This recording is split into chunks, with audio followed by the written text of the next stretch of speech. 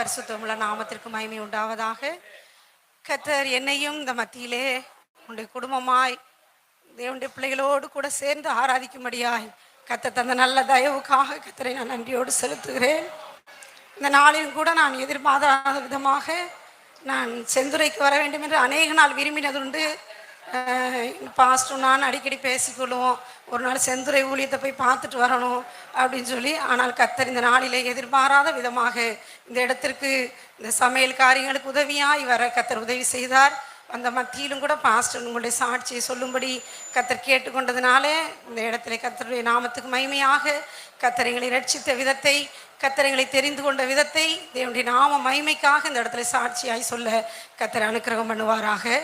எங்களுடைய குடும்பமானது ஒரு ஆசி குடும்பம், ரோமன் கேத்தலிக் குடும்பத்தை சேர்ந்ததான எங்களுடைய குடும்பம். என்னுடைய அம்மா ஆசியிலே ரொம்ப தீவிரமாக இருப்பார்கள். மாதா பக்தி, எப்போ பார்த்தாலும் கோயிலில் போயிருந்து எப்பொழுதும் மாதாவை ரொம்ப தன் தாயாகவும், எங்கள் அப்பா வெளியில் போனால் சொல்லுவாங்களாம், உங்கள் மருமகன் வெளியில் போயிருக்காங்கம்மா, நீங்கள் தான் உங்கள் மருமகனை பாதுகாத்து கொள்ளணும் அப்படின்லாம் சொல்லி ரொம்ப மாதா பக்தியாக இருந்தவர்கள். கோயில் குளங்களாக தெரிந்தவர்கள். அன்னதானம், பாத யாத்திரை, நிறைய காரியங்களை பக்தி நிமித்தமாய் செய்து கொண்டிருந்தார்கள். அந்த நாட்களிலே என்னுடைய பெற்றோருக்கு குழந்தை இல்லாமல் இருந்தது. அப்படி இருந்த நாட்களிலே ஏகப்பட்ட கோயில்களுக்கு, ரோமன் கேத்தலிக் கோயில்கள் எங்கெல்லாம் இருக்கிறதோ அங்கெல்லாம் கடந்து சென்று பாத யாத்திரையாய் போவது, மக்களுக்கு அன்னதானம் கொடுப்பது, முந்தி பிச்சை எடுப்பாங்களாம், நிறைய காரியங்களை செய்திருக்கிறாங்க. கோயில்களுக்கு நேர்த்தி கடன்களாக பொருட்கள் வாங்கி வைப்பது, இப்படி என்றெல்லாம் நிறைய காரியங்களை செய்து கொண்டு உண்மையான தெய்வத்தை அவர்கள் தெரியாதபடி அலைந்து கொண்டிருந்த நேரத்தில் எங்களுடைய அம்மா ஸ்கூலுக்கு போகாமல் அன்றைக்கி லீவ் போட்டுட்டு ஒரு கோயிலுக்கு போயிட்டு அன்றைக்கி வந்து கொண்டிருக்கும் பொழுது எங்கள் அம்மா அப்பாவை சந்திப்பதற்காகவே கர்த்தர் 2 ஊழியக்காரங்களை அந்த ட்ரெயினில் கர்த்தர் வர வைத்திருக்கிறார். அவங்க அப்படியே பேசிக்கொண்டே போகும் பொழுது எங்கள் அம்மா எனக்கு ஒரு குழந்தை இல்லை அப்படின்னு சொல்லி ஏதோ ஒரு வார்த்தை சொல்லியிருக்கிறாங்க. அதை கேட்ட உடனே அவர்களுக்கு ஆறுதல் சொல்லி, நாங்கள் உங்களை சந்திக்கிறோம், உங்களுக்காக நாங்கள் ஜெபிக்கிறோம், உங்கள் வீட்டுக்கு நாங்கள் தொடர்ந்து உங்களுக்கான ஜெபிக்கிறோம், கர்த்தர் ஒரு குழந்தை உங்களுக்கு தருவார் என்று சொல்லி அம்மாவுக்கு ஆறுதல் சொல்லியிருக்கிறாங்க. அதற்கு பிறகு தொடர்ந்து வீட்டிற்கு அவர்கள் விரும்புகிறார்களோ விரும்பவில்லையோ, ஆனால் தேவனுடைய வார்த்தையை தொடர்ந்து சொல்லவும், அவர்களுக்காக ஜெபிக்கவும் அவர்கள் அதிகமாய் பிரயாசப்பட்டிருக்கிறாங்க. அந்த நாட்களிலே எங்கள் அப்பா அவ்வளவு சுலபமாய் ஆண்டவரை ஏற்றுக்கொள்ளுகிற இருதயம் அவர்களுக்கு இல்லாமல் இருந்தாலும் அவர்கள் ஜெபத்தில் ஒரு விசுவாசத்தை கர்த்தர் அவர்களுக்கு கொடுத்திருந்தார். அப்பொழுது அவர்கள் காலை மாலையெல்லாம் அதிகமாய் கூடி கூடி எங்களுடைய வீட்டிலே ஜெபிப்பார்களாம். அப்பொழுது ஒரு நாள் அப்பாவுக்கு ஒரு விசுவாசம் வந்ததாம். இவர்கள் இவ்வளவு பாரத்தோடு கண்ணீரோடு, நாம் யாரோ அவர்கள் யாரோ, ஆனால் நமக்காக இவ்வளவாய் பாரத்தோடு ஜெபிக்கிறாங்களே, உபவாசம் இருந்து ஜெபிக்கிறாங்களே, கண்ணீரோடு ஜெபிக்கிறாங்களே, இவ்வளவாய் நம்ம மீது பாரப்படுகிறார்களே என்று சொல்லி அந்த ஜெபத்தின் மீது அவர்களுக்கு ஒரு விசுவாசத்தை கர்த்தர் கொடுத்தாராம். அன்றைய நாளிலிருந்து அவருடைய ஜெபத்திலே கூட இணைந்து இருந்து அவர்களோடு ஜெபிப்பார்களாம். இப்படி ஜெபித்து கொண்டிருக்கிற நாட்களிலே எங்கள் அம்மாவும் அப்பாவும் தொடர்ந்து ஆராதனைகளுக்கு போக ஆரம்பித்திருக்கிறார்கள். அப்பொழுது ஒரு சிறிய வாடகை வீடு, ராமேஸ்வரம் கிருபாசனத்திலே அப்பொழுது ஒரு வாடகை வீடு எடுத்து சந்தித்து கொண்டே இருந்த நாட்களிலே அவர்களுக்காக ஒரு ஊழியத்தை ஆரம்பிக்க வேண்டும். அப்பொழுது ராமநாதபுரத்தில் மட்டும்தான் கிருபாசன ஊழியம் இருந்தது முதலாக. அங்கே இருந்து சந்தித்து கொண்டே போய் கொண்டிருந்திருக்கிறார்கள். தொடர்ந்து அவர்களுக்கு ஆராதனை இல்லாததன் காரணமாக ராமேஸ்வரத்தில் ஒரு ஊழியத்தை ஆரம்பித்தால் அவர்களுக்கு ஒரு உதவியாக இருக்கும் என்று சொல்லி ஒரு வாடகை வீடை எடுத்து அந்த நாட்களிலே ஆராதனை நடத்தினார்களாம். அப்பொழுது என்னுடைய பெற்றோர்கள் அந்த இடத்துக்கு, அவர்கள் தான் முதல் விசுவாசி. அந்த ராமேஸ்வரம் தீவு பகுதியிலே கர்த்தர் அவர்களை முதற் பலன்களாக கர்த்தர் தெரிந்தெடுத்திருக்கிறார்.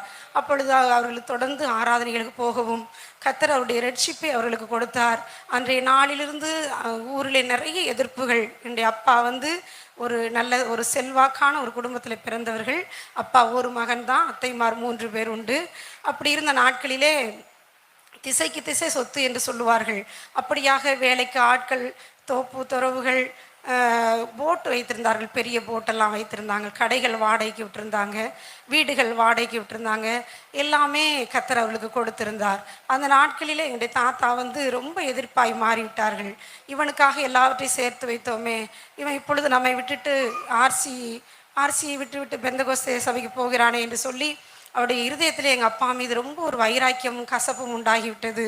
அப்பொழுது சொன்னாராம், உனக்குள்ள எல்லாவற்றையும் அநாத மடத்துக்கு நான் எழுதி கொடுத்து விடுவேன், உனக்கு நான் எதுவுமே நான் வைக்க போகிறதில்ல, ஒன்று நீ ஆர்சியில் இரு, என்னுடைய காலத்துக்கு பிறகு நீ ஆர்சியை விட்டுட்டு நீ போ, எனக்கு ஒன்றும் தெரியாது, அது வரைக்கும் நீ ஆர்சியில் இருப்பா என்று சொன்னாராம். அப்பொழுது எங்கள் அப்பா சொன்னாங்களாம், எனக்கு இது நல்ல வழியாக தெரியுதுப்பா, நான் ஒரு தீமையான வழியை நான் பின்பற்றலை, இது நான் பின்பற்றுகிற நிமித்தமாக எனக்கு கர்த்தர் நல்லதொரு சமாதானத்தை தந்திருக்கிறார், நான் இன்னும் ஒரு திருந்தின ஒரு வாழ்க்கைக்குள்ளே நான் காணப்படுகிறேன், அதனால் நீங்கள் என்ன முடிவெடுக்கிறீங்களோ அதுக்கு நான் கீழ்ப்படுகிறேன்ப்பான்னு சொன்னாங்களாம். அதுக்கு பிறகு எங்கள் தாத்தாவுக்கு வீட்டில் வந்து ஒரு தாத்தா வந்து பத்திரம் எழுதுவார், அவர் இடத்துல சொல்லிவிட்டாராம், நீங்கள் சொல்லுங்கள், இவன் இதுக்கும் மீறி அவன் போனான்னா அவனுக்குள்ள எல்லாவற்றையும் நான் வந்து யாருக்காவது நான் எழுதி வச்சிருவேன், இவனுக்கு கொடுக்க மாட்டேன்னு சொன்னாராம். அப்பொழுதும் கூட எங்கள் அப்பா சொன்னாங்களாம், அவர் என்ன செஞ்சாலும் அவருடைய விருப்பம், ஆனால் நான் இன்று மரித்தால் நான் பரலோகம் போகணுமே அப்படின்னு சொல்லிட்டு எங்கள் தாத்தாட்ட சொன்னாராம். அவர் போய் அவரிடத்துல சொல்லி இருக்கிறார்.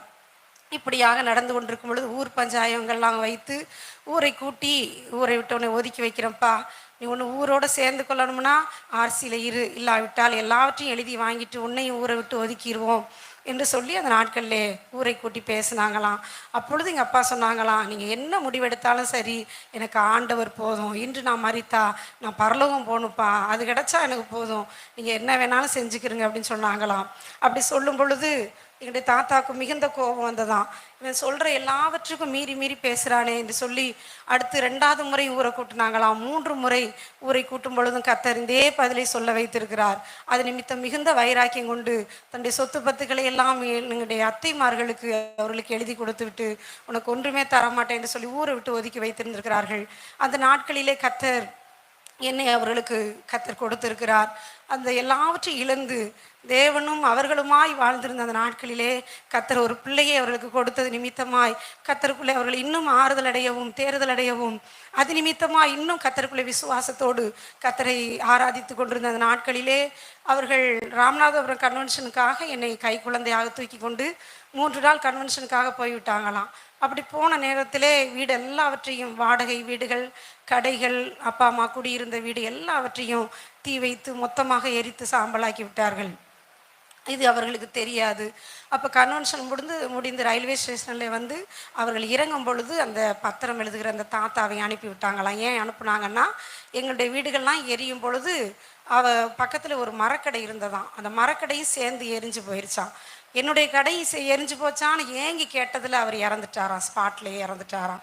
அப்படி ஒரு சம்பவம் என் பிள்ளைக்கு நடந்துடக்கூடாது அப்படிங்கிறதுனால அந்த தாத்தாவை என்னுடைய தாத்தா அனுப்பி வைத்தாராம்.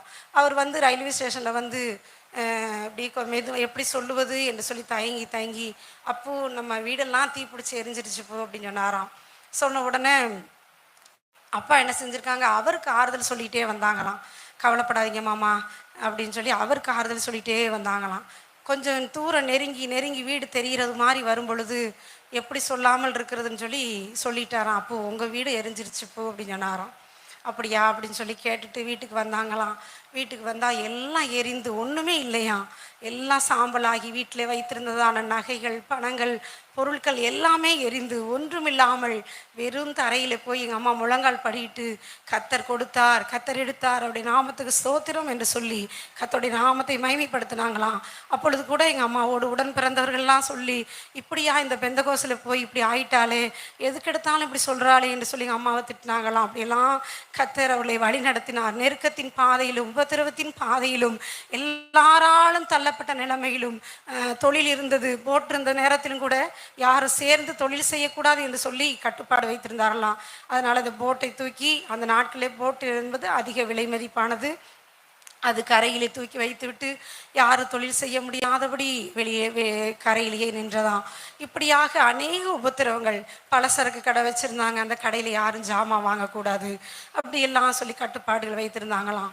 அந்த நாட்களே எனக்கு தீராத வியாதி, ஒன்றன் பின் ஒன்றாக மரண தருவாய் வரைக்கும் வியாதியை சந்தித்து கொண்டே இருந்திருக்கிறார்கள் என் பெற்றோர். அப்பொழுது கூட கர்த்தருடைய விசுவாசத்துக்கான வார்த்தைகளை அந்த நாட்களிலே அவர்களை ரட்சிப்புகளை நடத்தினதான கர்த்தருடைய ஊழியக்காரர்கள் அதிகமான விசுவாச வார்த்தைகளை சொல்லி கர்த்தருக்குள்ளே அவர்களை பலப்படுத்தி வளர்த்த நாட்களினாலே அவர்கள் எதுக்கு எடுத்தாலும் கர்த்தரையே சார்ந்து கொள்கிற ஒரு பழக்கத்தை பழக்கமாக்கி கொண்டார்கள்.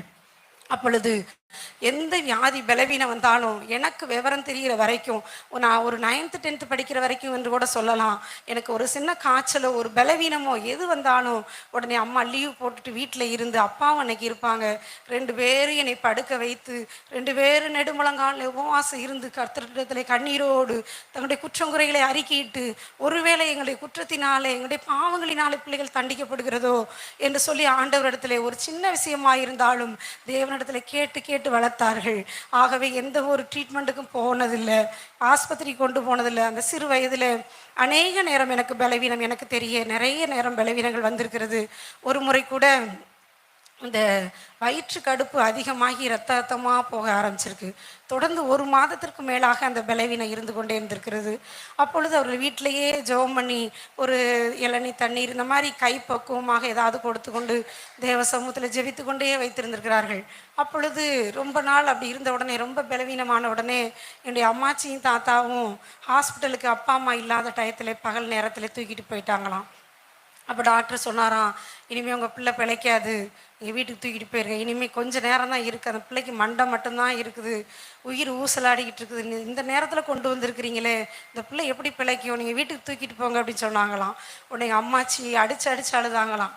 ஆண்டவரே, ஒரே ஒரு பிள்ளை இவ்வளோ காலம் கழிச்சு ஒரு தவம் இருந்து இது கொடுத்தீரே, இந்த பிள்ளை எப்படி கொண்டுருவாங்க போலையே அப்படின்லாம் சொல்லி அழுதாங்களாம். அதற்கு பிறகு எங்கள் அப்பா என்ன செஞ்சாங்களாம், எங்கள் அம்மாவுக்கு ஒரு ஊழிக்கார மதர், அவர்கள் பேர் நேசம் மதர்ன்னு சொல்லுவாங்க, அவங்க மரித்து போயிட்டாங்க, ஒரு காவி கட்டியிருப்பாங்க, அவங்க தான் எங்கள் அம்மாவுக்கு வந்து டெலிவரி பார்த்தவர்கள், எனக்கு பெயர் வைத்தவர்கள் அவர்கள் தான். அப்படி இருக்கும் பொழுது என்னுடைய அப்பாவும் அம்மாவும் தேவ சமூகத்தில் ஜெப வீட்டிலே கொண்டு போய் என்னை படுக்க வைத்து விட்டு உபவாசி இருந்து, ஊழியக்காரர்களை என்னை நடுவிலே படுக்க வைத்திருந்தாங்களாம். படுக்க வைத்து சுற்றி இருந்து, அப்பொழுது எங்கள் அப்பா கேட்டாங்களாம், என்னுடைய பிள்ளை பிழைத்திருமா, கர்த்தர் ஜீவனை தருவாரா என்று சொல்லி கண்ணீரோடு நின்ற பொழுது அவர்களுக்கு மிகுந்த ஆறுதலாய், இல்லை பிரதர், கர்த்தர் தானே இந்த பிள்ளை கொடுத்தார், கர்த்தரே ஜீவனையும் கொடுப்பார், நீங்கள் ஏன் பயப்படுறீங்க, கர்த்தர் கொடுத்த பிள்ளை அவரே வளர்த்து தருவார் என்று சொல்லி அவர்களுக்கு ஆறுதல் சொல்லி ஜெபத்திலும்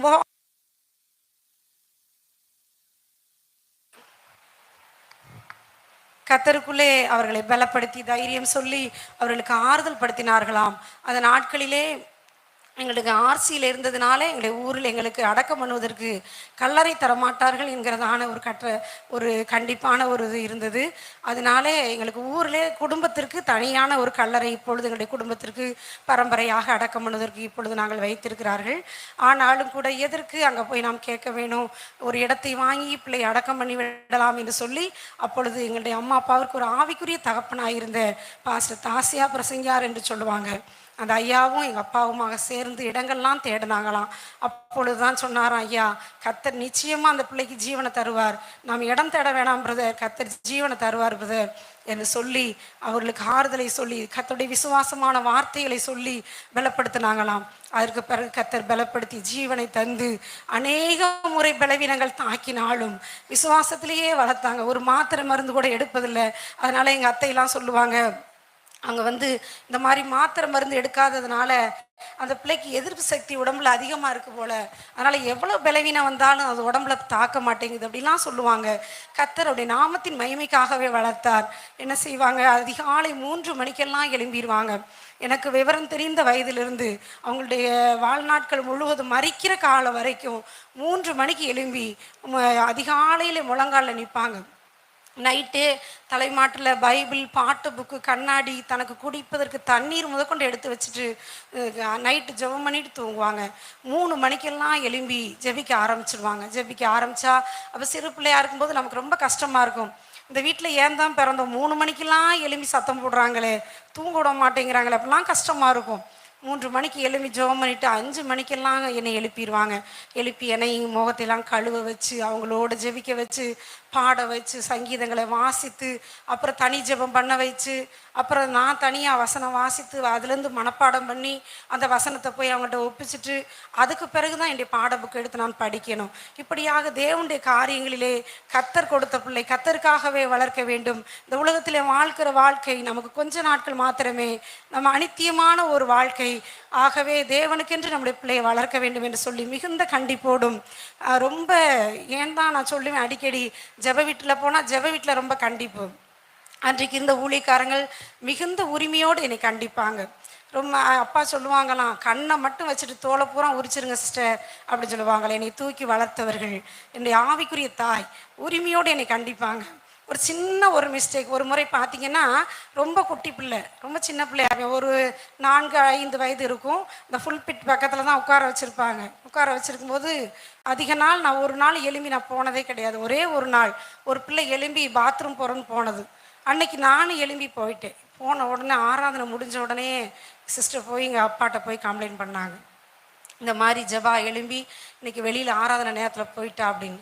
உடனே என்ன செய்யலாமோ நீங்கள் செய்யுங்க அப்படின்னு உடனே ஒரு வேப்ப மரம் இருந்தது, அதில் கொண்டு போய் கட்டி வச்சுட்டாங்க. கையை பின்பக்கமாக வச்சு கட்டி வச்சுட்டு வெங்காயச்சாரை ரெடி பண்ணுங்கன்னு சொன்னாங்க. ஐயோ இன்னைக்கு வெங்காயச்சாரை வேற ஊற்ற போகிறாங்களேன்னு பயந்துருக்கும் பொழுது ஏதோ தயவா அதை மட்டும் ஊற்றாமல் கையை மட்டும் கட்டி வச்சுருந்தாங்க. கொஞ்சம் நேரம் கழித்து ஒரு அரை மணி நேரத்துக்கு மேலே இருக்கும். அப்புறம் ரொம்ப இது பண்ணி அவுத்து விட்டாங்க.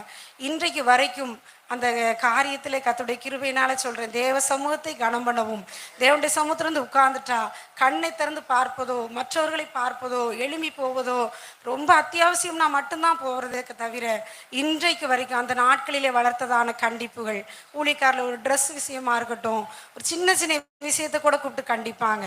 எங்கள்கிட்ட பெற்றோர் உடனே சொல்லுவாங்க, உங்களுக்கு இல்லாத உரிமையில் நீங்கள் என்ன சொல்கிறீங்களோ, நீங்கள் என்ன செய்ய நினைக்கிறீங்களோ உங்கள் கையில் ஒப்படைச்சிட்டோம் அப்படின்னு சொல்லி உரிமையோடு விட்டு கொடுத்தார்கள். அது நாட்களில் எனக்கு ஒரு மிகுந்த கஷ்டமாக இருக்கும். ஒரு நேரத்தில் நினைப்பேன், இப்படிப்பட்ட பெற்றோரிடத்துல நம்ம பிறந்திருக்கோம், சரி வீட்டில் தான் இப்படின்னா ஜெப வீட்டுக்கு வந்தாலும் இந்த நெருக்கடியாக இருக்குது, ஏன் தான் இந்த வீட்டில் பிறந்தோம் அப்படிலாம் நான் நிறைய நேரம் வேதனைப்பட்டிருக்கிறேன். அப்படிப்பட்டதான ஒரு சூழ்நிலை. ஆனாலும் அது எந்த சிக்ஷையும் தற்காலத்திலே சந்தோஷமாய் காணாமல் துக்கமாய் காணும் ஆகிலும் அதில் பழகினவர்களுக்கு அது நீதியாகிய சமாதான பலனை தரும் என்று சொல்லப்பட்ட வசனத்தின் பிரகாரமாய் கர்த்தர் அந்த நாட்களே ஒரு சிக்ஷைகளையும் சில கண்டிப்பான ஒரு சூழ்நிலையை வளர்க்கப்பட்டாலும் அது பிற்காலத்தில் என்னுடைய ஊழியத்திற்கும் என்னுடைய வாழ்க்கைக்கும் அது மிகுந்த பிரயோஜனமாக இருந்தது என்பதை இன்றைக்கு நான் மறக்கவில்லை. அது எல்லாருக்கும் என்பதாக நான் சாட்சியாக சொல்வதில் மிகுந்த சந்தோஷப்படுகிறேன். ஆகவே பின்வரும் சந்ததிகளும் கூட கர்த்தருக்கு அடுத்து தனக்கு தந்ததான பெற்றோர்களுக்கு தன்னுடைய ஊழியக்காரர்களுக்கு எல்லா விதத்திலும் மனப்பூர்வமாய் ஒப்பு கொடுத்து கீழ்ப்படிந்து நாம் அவருடைய பாதையிலே நாம் கடந்து செல்லும் பொழுது பிற்காலத்திலே தேவன் நம்மை மேன்மைப்படுத்துவார். நம்முடைய வாழ்க்கையின் உயர்வுக்கும் ஆசீர்வாதத்துக்கும் அது மிகுந்த ஆசீர்வாதமாக இருக்கும். பிரியமானவர்களே, என்னுடைய வாழ்க்கையிலே நான் அனுபவித்ததை சொல்லுகிறேன். அது மாத்திரமல்ல, சின்ன சின்ன தவறுகள் செய்யும் பொழுதும் கூட கூப்பிட்டு வைத்து வசனங்களை கொண்டே என்னை போதிப்பாங்க. அப்பொழுது எனக்கு ஜெபிக்க தெரியாது. ஜெபிக்க தெரியாத வயதிலும் கூப்பிட்டு வைத்து நீ இப்படி தான் ஜெபிக்கணும், இந்த மாதிரி நீ சொல்லணும், ஒரு தகப்பன்ட்டு நீ எப்படி கேட்குறிய இது போல் நீ ஜெபம் பண்ணு, இப்படிலாம் செய் என்று சொல்லி தருவாங்க. தனி ஜெபத்தை பண்ண வைப்பாங்க. தனியாக என்னை ஜெபிக்க வைத்து பழக்குவார்கள். இப்படியாய் கர்த்தருக்குள்ளே என்னை வளர்த்து கொண்டு வந்தார்கள். ஒரு குறிப்பிட்ட காலத்துக்கு பிறகு ஒரு 11th 12th வெளியூரில் போய் படிக்க வேண்டிய சூழ்நிலை வந்தது. அப்பொழுது கூட வேறு ஒரு சபையிலே நான் வந்து கிருபாசனம் அல்லாத வேறு ஒரு சபைக்கு போக கர்த்தர் அந்த நாட்களில் உதவி செய்தார். அப்பொழுதும் கூட அந்த போகிற இடங்களிலும் கூட தேவநாமத்தின் மகிமையாக அந்த நாட்களிலே அந்த பாஸ்டர் சொல்லுவார், இவ்வளவாய் சிறு பிள்ளையாக தான் இருக்குது, ஆனால் இவ்வளோ ஒரு வேதவசன அறிவை கர்த்தர் கொடுத்திருக்கிறார் என்று சொல்லி ஆச்சரியப்படுவார்கள். அதெல்லாம் அந்த நாட்களிலே கர்த்தர் கொடுத்ததான தன்னுடைய ஊழியக்காரர்களும் பெற்றோர்களும் அந்த நாட்களிலே வளர்த்த ஒரு வளர்ப்பு தான் எனக்கு அந்த நாட்களில் அந்த வேதவசன அறிவை பெருக்கிக் கொள்வதற்கு மிகுந்த உதவியாக இருந்தது என்று சொல்லலாம். கூப்பிட்டு சின்ன சின்ன விஷயங்கள் கூட நீ இப்படி பாடணும், கர்த்தரை மகிமைப்படுத்தணும், இப்படி துதிக்கணும் என்று சொல்லி எல்லா காரியத்திலும் கற்று தந்தார்கள். எனக்கு நான் சண்டே கிளாஸ் படிக்கும் பொழுது என் கூட இருந்தவங்க சிஸ்டர் மஞ்சு சிஸ்டர் இந்த இடத்துல வந்திருக்கிறாங்க. அவங்களும் கூட அந்த நாட்களில் பார்த்தீங்கன்னா ரொம்ப ஆர்வமாக இருக்காங்க. சிறு பிள்ளையாக இருந்த நாட்களில் அவர்கள் ஒரு 6 கிலோமீட்டர் தூரம் இருக்கும், அங்கேருந்து நடந்து வந்து கர்த்தரை ஆராதிப்பதற்காக வருவாங்க. நாங்களும் சேர்ந்து கர்த்தரை ஆராதிப்போம். அந்த நாட்களில் பார்த்தீங்கன்னா ரொம்ப ஒரு நெருக்கடியான சபைகளில் ஒரு வறுமையான காலங்கள், கஷ்டம் நிறைந்த காலம்தான். ஆனால் சபையில் எந்த வேலைகள் இருந்தாலும், கட்டடம் கட்டுகிறதா இருந்தாலும், எந்த கன்வென்ஷன் வேலைகளாக இருந்தாலும், ஜெப வீட்டை சுத்தம் பண்ணுகிறதா இருந்தாலும், மரங்களுக்கு தண்ணி விடுகிறதா இருந்தாலும், எல்லா அடிப்படை வேலைகளையும் நாங்கள் சந்தோஷமாய் செய்வதற்கு அந்த நாட்களை கற்றுக் கொடுத்தார்கள். அப்பொழுது எங்களுடைய பெற்றோர்களும் சொல்லி தருவாங்க, என்னுடைய ஊழியக்காரனும் சொல்லி தருவாங்க, ஜெப வீட்டில் வந்து நீ ஒரு டம்ளர் தண்ணியில் ஊற்றினா கூட, ஜெப வீட்டை கூட்டினாலும் சரி, ஒரு தட்டு கழுவினாலும் சரி, ஒவ்வொன்றுக்கும் கர்த்தர் பரலோகத்தில் பலன் வைத்திருக்கிறார். ஒன்றுக்கும் கர்த்தர் கணக்கு வைக்காமல் போவதே கிடையாது. கர்த்தர் அதற்கான பலனை இம்மையிலும் மறுமையிலும் பல மடங்காய் திருப்பி தருவார் என்று சொல்லி அந்த சிறு வயதிலேயே கற்பித்து கொடுத்தபடினாலே ஜெப வீடுகளிலே ரொம்ப உற்சாகமாக போய் நாங்கள் வேலைகளை செய்வோம். சிறு பிள்ளையாக இருக்கும் பொழுதே ஒரு 4-5 வயது இருக்கும் அந்த வயதிலேயே ஜெப வீட்டில் இருந்து அன்றைக்கு ஊழியக்காரர்களும் என்னுடைய பெற்றோரும் சேர்ந்து கிராமங்களுக்கு ஊழியங்களுக்கு போவார்கள். அப்படி போகின்ற நாட்களிலே நான் சிறு பிள்ளையாக இருக்கிறதுனால என்னை கூட்டிக்கிட்டே போவாங்க. போகும்பொழுது சுவிசேஷம் சொல்ல தெரியாவிட்டாலும் கூட ட்ராக்ஸ்களை கொண்டு போய் கொடுக்கறது, தூரத்தில் போயிட்டு இருப்பாங்க, கொண்டு போய் கொடுத்துட்டு ஓடியான்னு சொல்லுவாங்க, கொண்டு போய் கொடுத்துட்டு ஓடி வருவேன். அவங்களுடைய ஊழியர்களோடையே அதிகமாக இருக்கவும், அவர்களிடத்துல கற்றுக்கொள்ளவும், அவர்களோடையே இருக்கவும் கர்த்தர் அந்த நாட்களை ரொம்ப அனுக்கிரகங்களை செய்தார். அதற்கு பிறகாக நான் 11th ஸ்டாண்டர்ட் 12th ஸ்டாண்டர்ட் போன பிறகு என்னுடைய பெற்றோரை விட்டு நான் வெளியிலே போனது அப்பொழுது தான். அதிகமாக அவர்களோட இருந்து அவர்களோடையே நான் இணை பிரியாமல் இருந்ததுனால 11th 12th போகும்பொழுது எனக்கு ரொம்ப கஷ்டமாக இருந்தது. அப்பொழுதும் கூட கர்த்தரை நான் அதிகமாய் சார்ந்து கொண்டேன். ஆண்டவருடைய அன்பிலே அதிகமாய் பெருகவும் என்னை தொட்டது தேவனுடைய அன்பு தான் பிரியமானவர்களே. அப்பொழுது எனக்கு ரொம்ப நாள் எனக்கு அபிஷேகம் கிடைக்கல. என் செட்டு பிள்ளைங்கள்லாம் அபிஷேகத்தில் கைதட்டி நிரம்பி போயிட்டு இருப்பாங்க. எனக்கு கண்ணீர் மட்டும்தான் ஓடும். ஆண்டவரே ஏப்பா எனக்கு மட்டும் அபிஷேகம் கிடைக்கல ஆண்டவரே என்று சொல்லி ஆண்டவர்கிட்ட கேட்டுக்கிட்டே இருப்பேன். அழுது அழுது கேட்டுக்கிட்டு இருப்பேன். ஆனால் எனக்கு தேவனுடைய அவருடைய அன்பினாலே பரிசுத்த ஆவி நம்முடைய இருதயங்களை ஊற்றி இருக்கிறாங்கிறது அந்த நாட்களில் தெரியல. ஆனால் ஆண்டவர்கிட்ட கேட்டு அழுதுகிட்டே இருப்பேன். அப்போ நம்முடைய மஞ்சள் சிஸ்டர்லாம் ஆவியில் நிரம்பி பயங்கரமாக குதிச்சு போயிடுவாங்க. அப்போ சிஸ்டர்ஸ்லாம் கூப்பிட்டு சொல்லுவாங்க, அந்த பாரு மஞ்சள்லாம் நிரம்பி போயிட்டுருக்கு, நீ இப்படி உட்கார்ந்துருக்கிறியன்னு சொல்லுவாங்க. ஆண்டவர்கிட்ட கேட்டு கேட்டு கேட்டு அழுகும் பொழுது கர்த்தர் தேவனுடைய அன்பை என்ற இருதயத்தில் அதிகமாக ஊற்றி தேவ பிரசன்னத்தை அனுபவிக்கவும், அப்படியே ஆவிக்குள்ளாய் வளர்க்கப்படவும் கர்த்தருடைய ஆவியை ஊற்றி கர்த்தருடைய பரிசுத்த ஆவியினாலே கர்த்தரனை நிறைத்தார். அதற்கு பிறகு பார்த்தீங்கன்னா ஆண்டவரோடு நெருங்கின ஒரு உறவுக்குள்ளே கர்த்தரனை கொண்டு வந்தார். தனிப்பட்ட வாழ்க்கையிலும் தேவனோடு எப்பொழுதும் பேசவும் துதிக்கவும், எப்பொழுதும் பேக்கில் பைபிள் வச்சுருப்பேன், பைபிளை வைத்து படித்து கொண்டே இருப்பேன், தேவனுடைய பிரசன்னத்துக்குள்ளே வைத்திருப்பேன். எங்கு போனாலும் அவரும் நானுமாகவே ஒரு கடந்து செல்கிற ஒரு அனுபவத்துக்குள்ளே கர்த்தர் நடத்தினார். அவருடைய பிரசன்னம் இல்லாத ஒரு நாட்கள் எனக்கு ரொம்ப எம்டியாக தெரியும். ஆண்டவரே ஏதோ நான் ரொம்ப தூரமாக இருக்கிற மாதிரி ஃபீல் பண்ணுறேனே, ஏதோ ஒரு வெறுமையாக இருக்கிற மாதிரி இருக்கு, ஏதோ ஒன்று இழந்தது போல் தெரியும். அப்பொழுதெல்லாம் ஆண்டோடைய சமூகத்தில் கிளாஸ் நேரமாக இருந்தாலும் சரி, ஏதாவது ஒரு இன்டர்வல் டயத்தில் நானும் ஆண்டவருமாக பேசி கொஞ்ச நேரமாக விட்ட கண்ணீர் சிந்துனா தான் எனக்கு ஒரு இருதயத்தில் ஒரு ரிலீஃப் உண்டாகும். இப்படியாய் தேவனை அனுபவித்து அனுபவித்து நான் வளர்ந்து வந்ததான அந்த நாட்களிலே கர்த்தர் என்னோடு கூட பேசினார். அப்பொழுது நான் 12th முடிக்கும் பொழுது எங்கள் அம்மா ரொம்ப முடியாமல் ஆயிட்டாங்க. அப்பொழுது ரிட்டையர்மெண்ட் ஆகலை, அதற்கு முன்னதாகவே பலவீனப்பட்டுட்டாங்க. இதற்கு இடையில் இந்த சொத்துக்களுக்காக என்னுடைய குடும்பங்களிலே மிகுந்த செய்வினைகள் செய்ய ஆரம்பித்தாங்க. எங்களுடைய அப்பா உயிரோடு இருக்கக்கூடாது என்று சொல்லி கேரள மந்திரவாதங்கள்லாம் செஞ்சு எங்கள் அப்பா எப்படியாவது மறித்திடணும், இந்த சொத்துக்கள் முழுவதையும் எடுத்துட்டோன்னு சொல்லி எங்கள் அப்பாவுக்கு செஞ்சாங்க. ஆனால் கர்த்தரை அவர்கள் உறுதியாய் பற்றி கொண்டதினாலே எது போனாலும் பரவாயில்ல, உடுத்தின துணியும் ஜீவனும் தான் என்று சொல்லுவாங்க என்னுடைய பெற்றோர். எல்லாவற்றையும் இழந்த மகளே, கர்த்தர் நம்மளை கைவிடலை.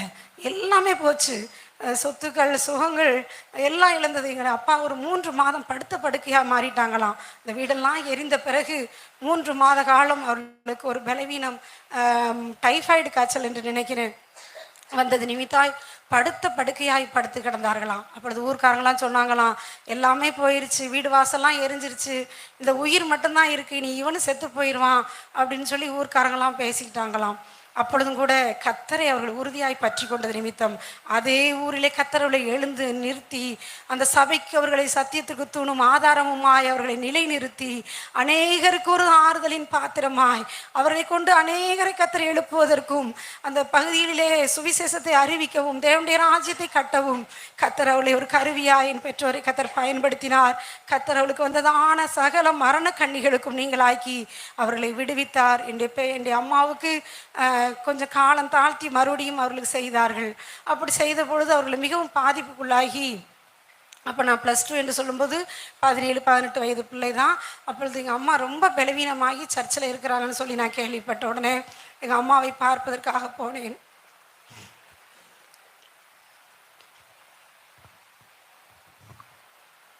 போன பொழுது பார்த்த விதமே எனக்கு ரொம்ப மிகவும் இப்பொழுது நினைத்தாலும் மிகவும் கஷ்டமாக இருக்கும் பிரியமானவர்களே.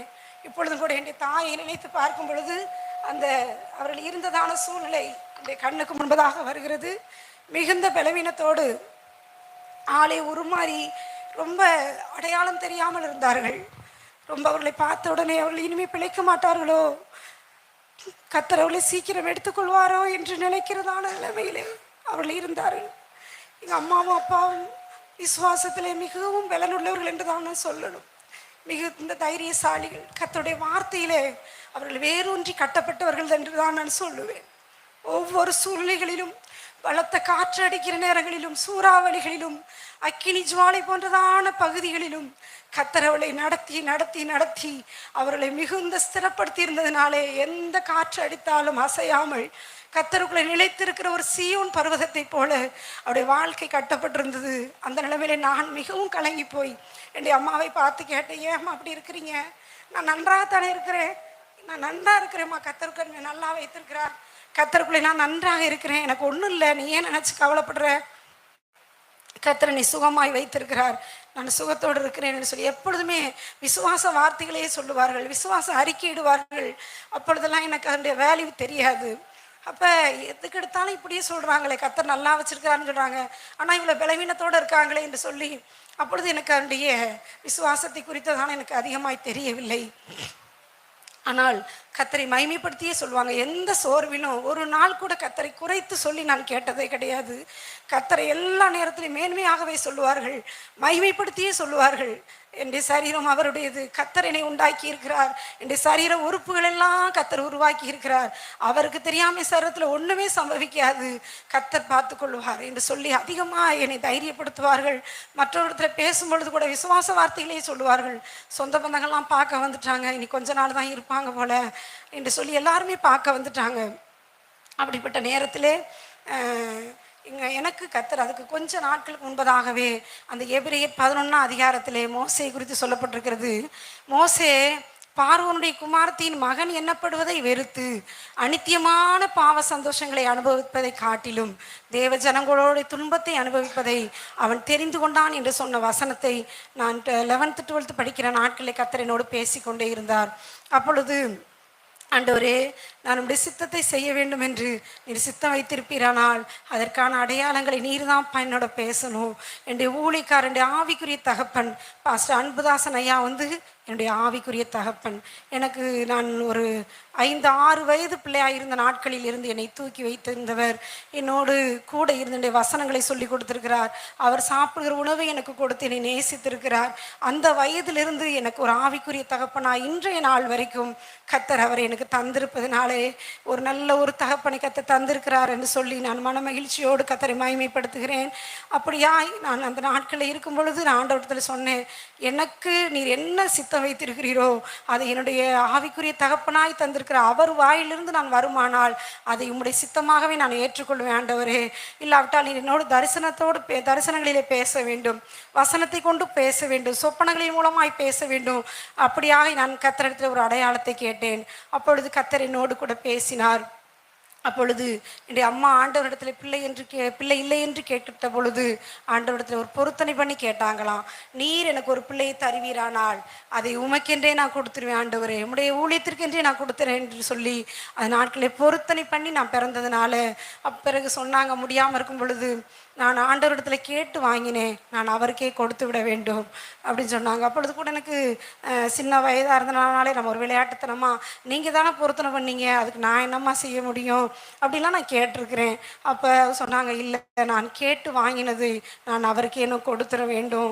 அப்பொழுதுதான் கர்த்தர் உன்னுடைய வாழ்க்கையை ஆசீர்வதிப்பார், கர்த்தர் உன்னை பார்த்து சந்தோஷப்படுவார். இல்லாவிட்டால் நானும் குற்றவாளியாய் போயிடுவேன், நீனும் தேவனுக்கு உண்பதாக ஆசீர்வதிக்கப்பட முடியாது என்று சொல்லுவார்கள். அதற்கு பிறகு பாஸ்டர் ஒரு நாள் அவருக்கு எழுத்து வேலைகள் எழுதுவதற்காக என்னை அடிக்கடி கூப்பிடுவார்கள். அந்த நாட்களிலே நான் போகும் பொழுது அன்றைக்கு நான் எழுதுவதற்காக கூப்பிட்டுருக்கிறார்கள் என்று சொல்லி நான் போயிருந்தேன். அப்படி போகும்பொழுது என்னிடத்துல திருமண காரியங்களை என்னிடத்துல பேசினார்கள். அப்படி தான் ரொம்ப சின்ன பிள்ளை. அப்போ என்னுடைய அம்மாவுக்கு ஏதாவது ஆகிவிடும் என்று சொல்லி எல்லாருமே உடனடியாக திருமண காரியங்களை ஏற்பாடு பண்ணிவிட வேண்டும் என்று சொல்லி வேகமாய் காரியங்களை பேசினார்கள். அப்பொழுது நான் சொன்னேன், பாஸ்டர் இப்பொழுது தான் +2 முடிச்சிருக்கேன், இன்னும் வருடங்கள் ஆகட்டும் பாஸ்டர், ரெண்டாவது என்னுடைய பெற்றோரை விட்டு நான் பிரிந்து நான் தூரத்தில் போய் நான் இருக்க முடியாது, அவங்களை விட்டு பிரிந்து இருக்கிற அளவுக்கு இன்றைக்கு ரொம்ப கஷ்டமாக இருக்கு, நான் ஒரே பிள்ளை, அதனால் சில வருடங்கள் ஆகட்டும் என்று சொல்லி அவரிடத்துல நான் வாதாடி என்னுடைய ஆவிக்குரிய தகப்பன் என்பதனால நான் கொஞ்சம் உரிமையோடு நான் பேசுவது உண்டு. அப்பொழுது அவர் சொன்னார், இல்லை இப்படித்தான் என்று சொல்லி சில காரியங்களை எனக்கு முன்பதாக வைத்து பேசினார். அப்பொழுது நான் வீட்டுக்கு போனோடனே அம்மாட்ட சொன்னேன், இப்படி ஊழியத்திற்கு என்று பாஸ்டர் பேசியிருக்கிறாங்க, மேரேஜ் காரியங்கள்லாம் பேசுகிறாங்க அம்மா, எனக்கு இப்பொழுது மேரேஜ்லாம் வேண்டாம், ரெண்டாவது ஊழியமுமே இப்பொழுது எனக்கு நான் செய்யவில்லை, பின்னாடி கர்த்தர் என்னை அழைக்கும் பொழுது நான் செய்கிறேன் என்று சொல்லி எனக்கு வேண்டாம் என்று சொன்னேன். அப்பொழுது எங்கள் அம்மா சொன்னாங்க, இல்லை, தேவன் உன்னை குறித்து வைத்திருக்கிறதான திட்டம், நீ தேவனுக்கென்று நீ ஊழியம் செய்ய வேண்டும், நீ தேவனிடத்தில் நான் கேட்டு வாங்கின பிள்ளை, அதை அவருக்கென்றே நான் வளர்த்திருக்கிறேன், அவருக்காகவே உன்னை வைராக்கியமாய் வளர்த்தது அதற்காகத்தான், நீ தேவனுடைய சித்தம் செய்ய வேண்டும், தேவனுக்கு பிரியமாய் வாழ வேண்டும். இந்த பூமியில நாம் வாழுகிறது கொஞ்ச காலம். அடிக்கடி என்னுடைய தகப்பனார் சொல்லுவாங்க, இந்த பூமியிலே நாம் பரதேசி மகளே, நாம் இருக்க போகிறது கொஞ்ச நாட்கள். ஆகவே அப்பொழுது இருந்ததான அவருடைய ஆவிக்குரிய தகப்பனார் தாசிய பிரசங்கர் சொல்லுவாங்களாம், பாக்கியம் பிரதர், என்னுடைய அப்பா பேர் பாக்கியம், அப்பொழுது சொல்லுவாராம், பாக்கியம் பிரதர், இன்றைக்கு இரவு ஆண்டவர் வந்து விடுவார், இன்றைக்கு எக்கால சத்தம் கேட்கும், ஆகவே நீங்கள் வீடு கட்டுறதுக்கு காலம் இல்லை. ஏன்னா எல்லாவற்றையும் எரிந்து சாம்பலாய் போனதுனால ஒரு சொந்த வீடு கட்ட வேண்டும் என்கிறதான ஒரு எண்ணம் அவர்களுக்கு இருந்தது. அப்பொழுது ஐயா சொல்லுவாங்களாம், பிரதர், இன்றைக்கு இரவு ஆண்டவர் வந்துடுவார், இன்றைக்கு இரவு நாம் ஆண்டவரை சந்திக்கணும், வீடு கட்டுறதுக்கெலாம் காலம் இல்லை பாக்கியம் பிரதர், தென்னங்கண்டு வைக்கிறதுக்கு காலம் இல்லை, பிள்ளைகளை பெற்று வளர்ப்பதற்கெல்லாம் காலம் இல்லை, ஆண்டவர் சீக்கிரம் வரப்போகிறார். அந்த வார்த்தைகளானது அவருடைய இருதயங்களிலும் மனதிலும் ஆழமாய் பதிந்தபடினாலே எப்பொழுது பார்த்தாலும் என்று சொல்லுவாங்க, ஆண்டவர் சீக்கிரம் வரப்போகிறார். நாம் இருக்க போகிறது கொஞ்ச நாட்கள், நமக்கு இந்த பூமி நிரந்தரம் இல்லை மகளே, நித்தியத்துக்காக நாம் வாழ்ந்து கொண்டிருக்கிறோம், நாம் உலகத்தார் அல்ல. அடிக்கடி சின்ன வயசுலேருந்தே என்னுடைய மைண்டில் அதிகமாய் பதிய வைத்ததான ஒரு வசனம், நான் உலகத்தான் அல்லாதது போல நீங்களும் உலகத்தார் அல்ல. உலகம் தன்னுடையதை சிநேகிக்கும், உலகம் தன்னுடையவர்களை நேசிக்கும், ஆகவே நாம் கர்த்தருக்கென்று வாழ வேண்டும் என்று சொல்லி அதிகமாய் சொல்லி சொல்லி நாம் வேறு பிரிக்கப்பட்டவர்கள். உலகத்து மக்கள் அப்படித்தான் இருப்பாங்க.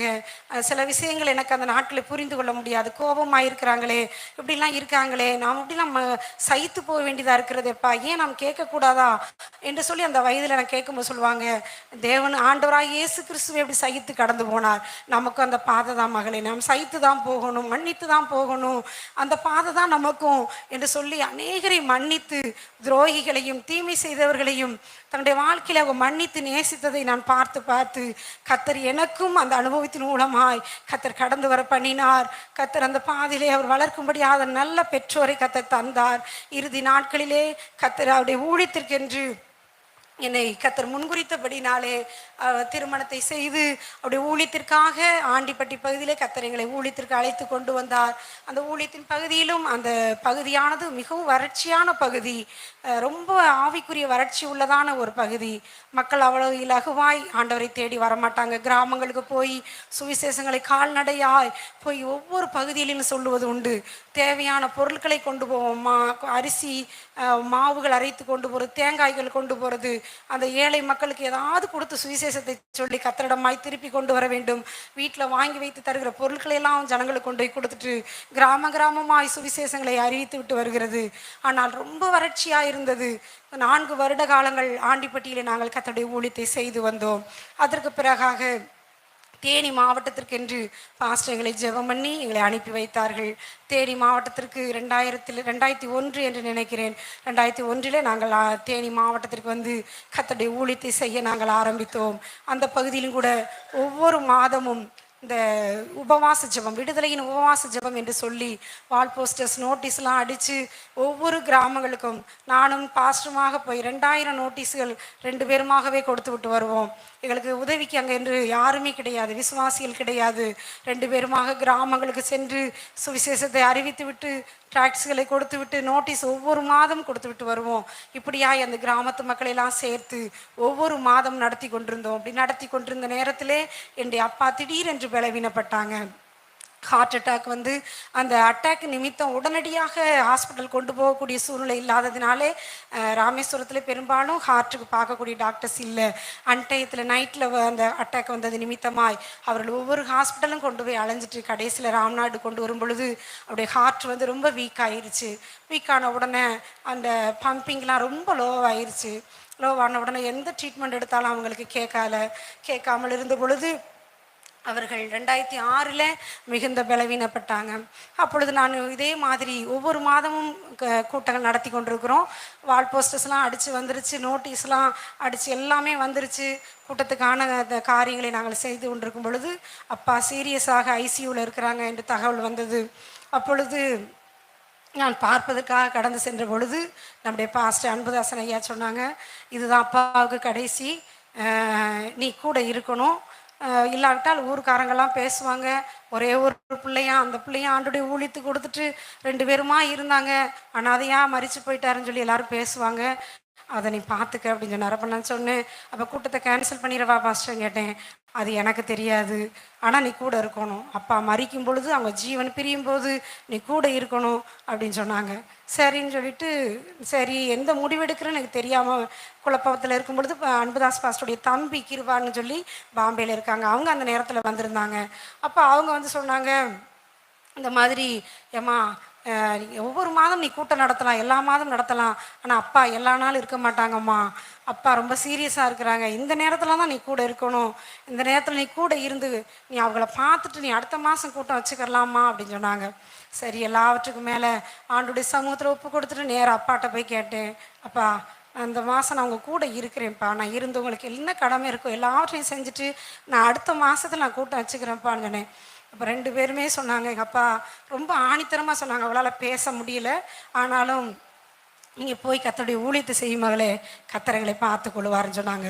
இல்லைப்பா, நான் உங்கள் கூட இருக்கிறேன்ப்பா, எனக்கும் கஷ்டமாக இருக்குது உங்களை விட்டுட்டு போகிறதுக்கு, வேறு பிள்ளைகள் யாரும் இல்லை, அவங்களுக்கு உதவிக்கு யாரும் கிடையாது, விசுவாச மக்கள் தான் அப்பைக்கப்போ போய் அவங்களுக்கு ரொம்ப உதவியாக இருந்தாங்க. அதில் கூட நம்முடைய ராமநாதபுரத்தில் ஊழியம் செய்கிறதான தமிழ்தாசன் என்கிறதான தமிழ் பிரதர் வந்து என்னுடைய அப்பாவுக்கு ரொம்ப உதவியாக இருந்தாங்க அந்த நாட்களில். அப்பொழுது நான் போய் அப்பாட்ட கேட்கும் பொழுது, இல்லை மகளே, நீங்கள் போய் ஆண்டுடைய ஊழியத்தை செய்யுங்க, கர்த்தர் எங்களை பார்த்துக்கொள்வார், நீ ஆண்டுடைய ஊழியத்தை செஞ்சாலே கர்த்தர் எங்களை பார்த்துக்குருவார் என்று சொல்லி மேலும் மேலும் அந்த வார்த்தையை திரும்ப திரும்ப சொன்னாங்க. அப்பொழுது நான் ஹாஸ்பிட்டலை விட்டு வெளியே வரும் பொழுது கர்த்தர் ஒரு வசனத்தை நினைப்பூட்டினார். ஆபிரகாம் ஈசாக்கை தகன பலியாக பலி செலுத்துவதற்கு கொண்டு போனான். பலி செலுத்த போன நேரத்தில் ஆண்டவர் அவனுடைய விசுவாசத்தை தேவன் மீது வைத்திருக்கிறதான அந்த நம்பிக்கையை பார்த்து ஆபிரகாமை பார்த்து, பிள்ளையாண்டான் மேல் உன் கையை போடாது என்று சொல்லி தடுத்து நிறுத்தினது போல, ஆனாலும் எபிரேயர் நிருபத்தில் அவனை குறித்து சொல்லப்பட்டிருக்கிறது, விசுவாசத்தினாலே ஆபிரகாம் ஈசாக்கை பலி செலுத்தினான், மீண்டும் பாவனையாக பெற்றுக்கொண்டான் என்று சொல்லி நாம் வாசிக்கிறோம். அந்த வசனத்தை நான் அந்த நினைப்பூட்டினார். இதுபோல் ஆண்டவரே, என் தகப்பனை நான் பலி செலுத்திட்டு போகிறேன்ப்பா, நீங்கள் தான் எனக்கு மீண்டும் திருப்பி தரணும், இந்த கூட்டத்தை நடத்துவதற்காக நான் போகிறேன், நான் அந்த கூட்டம் முடியும் வரைக்கும் என் தகப்பனுக்கு எந்த அசம்பாவிதமும் எந்த தீமையான ஒரு சத்தங்களும் ஒரு செய்திகளும் எனக்கு வரக்கூடாது ஆண்டவரே என்று சொல்லி ஆண்டோடைய கரத்தில் ஒப்பு கொடுத்துட்டு 2 பேருமாய் போய் ஆண்டோடைய ஒரு 2000 நோட்டீஸ்களை எடுத்துக்கொண்டு ஒவ்வொரு கிராமங்களுக்கும் போய் கொடுத்து விட்டு வந்து அன்றைக்கி சாயங்காலம் தேவ சமூகத்திலே இந்த கூட்டத்தின் ஆசீர்வாதங்களுக்காக நான் ஜெபிக்க உட்கார்ந்துருந்தேன். ஜெபிக்க உட்கார்ந்துருந்தா என்னுடைய வாழ்க்கையிலும் அப்படி ஒரு மணிக்கணக்குகள் மறந்து, நேரத்தை மறந்து, என்னென்ன காரியத்துக்காக ஜெபிக்கணுமோ அத்தனை காரியத்தையும் பரிசுத்த ஆவியானவரை நினைப்பூட்டி ஒரு கிட்டத்தட்ட ஒரு 5 மணி நேரம் இருக்கும்.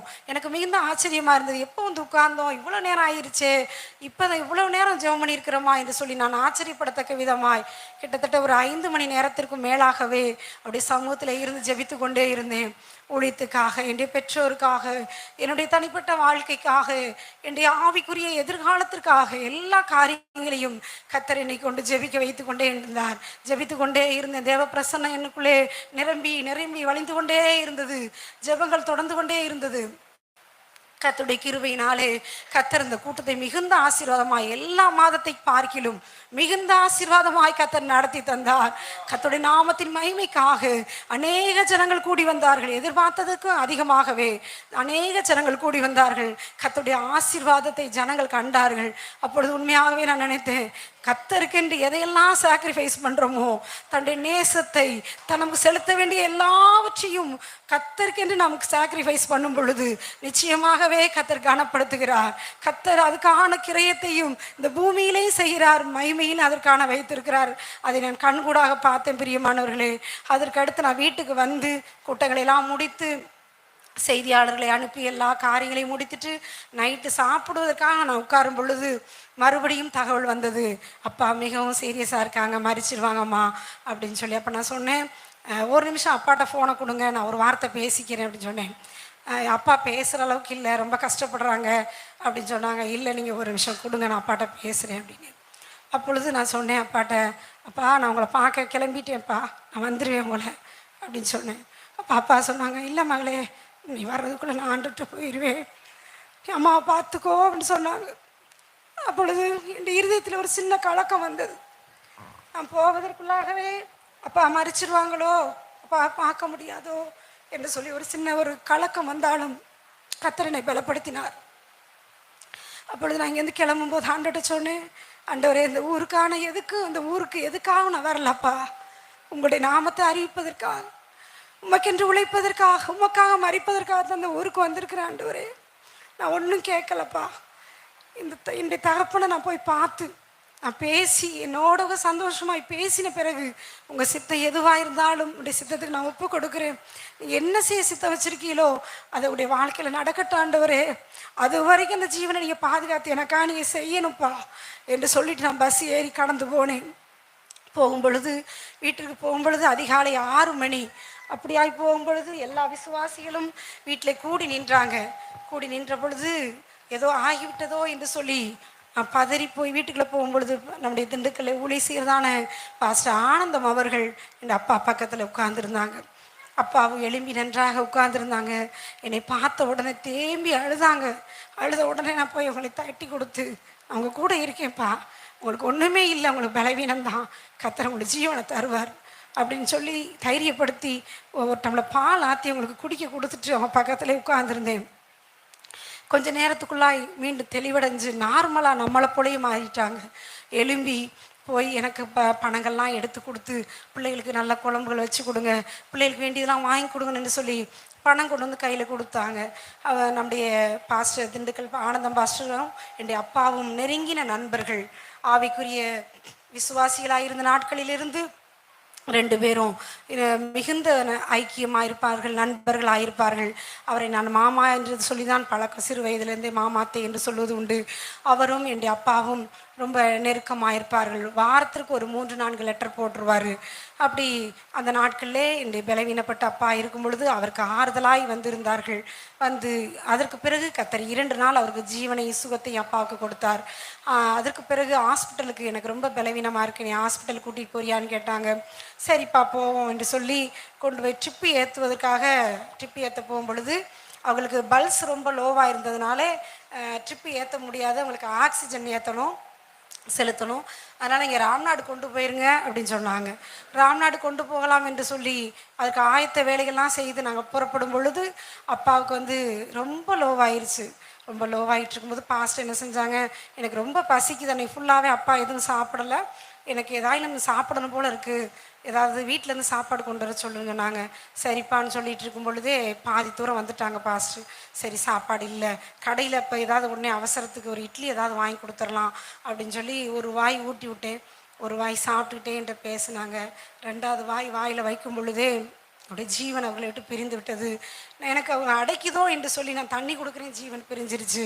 உடனடியாக டாக்டரை கூட்டிகிட்டு வந்தாங்க. டாக்டர் என்கிட்ட உண்மையை சொல்லாமல் நீங்கள் ஜிஹெச் கொண்டு போங்க அப்படின்னு சொன்னாங்க. சரின்னு கொண்டு போகிறதுக்கு முன்பதாகவே நம்முடைய பாஸ்ட்டு அன்புதாஸ் பாஸ்டருக்கு ஃபோன் பண்ணாங்க. ஃபோன் பண்ணோடனே ஸ்பாட்டுக்கே வந்துட்டாங்க, ஹாஸ்பிட்டலுக்கே வந்து தூக்கி வீட்டுக்கு கொண்டு போகும்போது பாஸ்ட்டு கேட்டாங்க, என்னம்மா செய்யலாம், என்ன நம்ம ஊரில் அடக்கம் பண்ணிக்கிறலாமா, என்ன செய்யலாம் அப்படின்னு சொன்னேன். ஊர்லைன்னா என்னுடைய குடும்ப கல்லறை, எங்களுடைய ஃபேமிலிக்கானது ஒன்று இருக்குது, அந்த குடும்ப கல்லறையில் நம்ம வச்சிடலாமான்னு சொல்லி கேட்கணும்னு நான் சொன்னேன். ஏன் பாஸ்டர், அப்பா என்றைக்கோ வேறு பிரிக்கப்பட்டு வந்துட்டாங்க, ஊரும் வேண்டாம் எதுவும் வேண்டாம், கர்த்தர் போதும் வந்தாச்சு, இனி இந்த ஜீவன் போன பிறகு எங்கே வச்சா என்ன பாஸ்டர், கர்த்தருடைய உயிர்த்தெழுதல் நாளில் அவங்க வரப்போகிறாங்க, அதனால் அதை பற்றி ஒன்றுமே இல்லை என்று சொல்லி எல்லாருக்கும் வைக்கிற ஒரு பொது கல்லறையில் தான் எங்கள் அப்பாவை அடக்கம் பண்ணோம். கர்த்தருடைய நாமத்துக்கு மகிமையாய் கர்த்தருடைய மரித்த பிறகு தான் எனக்கு தெரியும் அநேக சாட்சிகள். இன்னைக்கு நான் ஊழியக்காரனாக இருப்பதற்கு காரணம் இந்த பாக்கியம் பிரதர் தான், இன்னைக்கு நான் கர்த்தரை தெரிந்து கொண்டதற்கு காரணம் இந்த பாக்கியம் பிரதர் தான் என்று சொல்லி அநேகர் எழும்பி சாட்சி சொன்னாங்க. அந்த தீவில் இன்னைக்கு பார்த்தா கிட்டத்தட்ட 35 சபைகள் இருக்கிறது.